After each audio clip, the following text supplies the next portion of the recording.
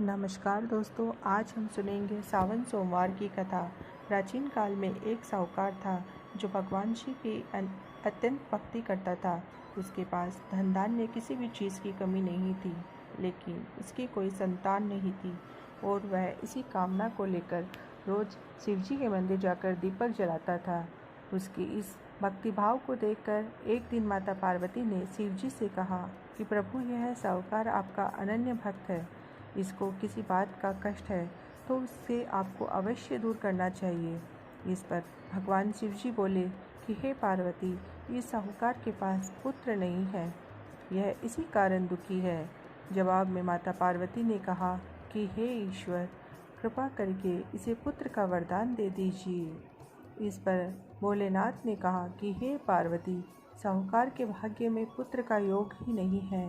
ऐसे में अगर इसे पुत्र प्राप्ति का वरदान मिल भी गया तो वह केवल 12 वर्ष की आयु तक ही जीवित रहेगा। इस पर माता पार्वती ने कहा कि हे प्रभु, आपको इस साहूकार को पुत्र का वर देना ही होगा, अन्यथा भक्त क्यों आपकी सेवा पूजा करेंगे। माता के बार बार कहने से भोलेनाथ ने साहूकार को पुत्र का वरदान तो दिया, लेकिन यह भी कहा कि वह केवल 12 वर्ष तक ही जीवित रहेगा। साहूकार यह सारी बातें सुनकर न तो खुश हुआ और न ही दुखी। वह पहले की ही तरह भोलेनाथ की पूजा अर्चना करता रहा। उधर कुछ समय बाद साहूकार की पत्नी गर्भवती हुई और 9वें महीने में उसे सुंदर से बालक की प्राप्ति हुई।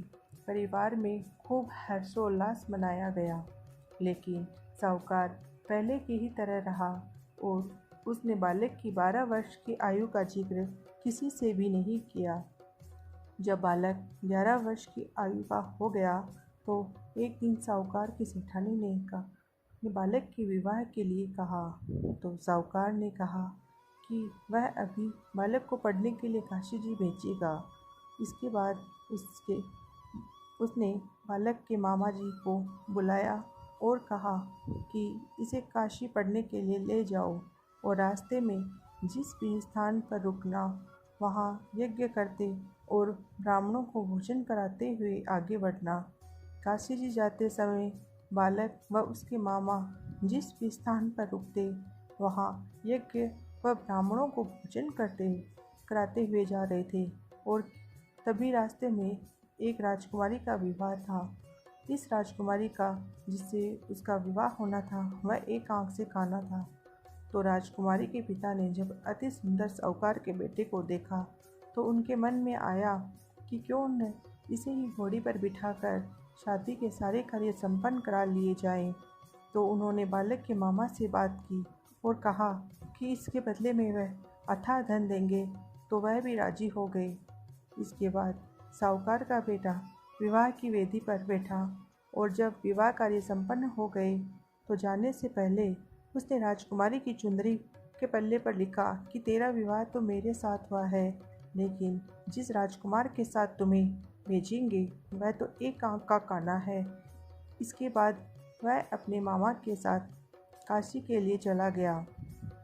उधर जब राजकुमारी ने अपनी चुनरी पर यह लिखा हुआ पाया तो उसने राजकुमार के साथ जाने से मना कर दिया। तो राजा ने भी अपनी पुत्री को बारात के साथ विदा नहीं किया और बारात वापस लौट गई। उधर मामा और भांजे काशी जी पहुँच गए।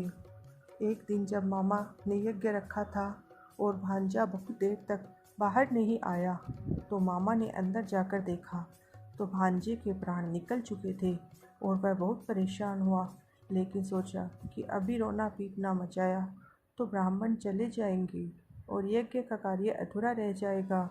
जब यज्ञ संपन्न हुआ तो मामा ने रोना पीटना शुरू किया। उसी समय शिव पार्वती उधर से जा रहे थे, तो माता पार्वती ने शिवजी से पूछा, हे प्रभु, ये कौन रो रहा है। तभी उन्हें पता चला कि भोलेनाथ के आशीर्वाद से जन्मे साहूकार के पुत्र की मृत्यु हो गई है। तब माता पार्वती ने भगवान शिव से कहा कि हे स्वामी, इसे जीवित कर दे, अन्यथा रोते रोते इसके माता पिता के प्राण भी निकल जाएंगे। इस पर भोलेनाथ ने कहा कि हे पार्वती, इसकी आयु इतनी ही थी, सो वह भोग चुका है।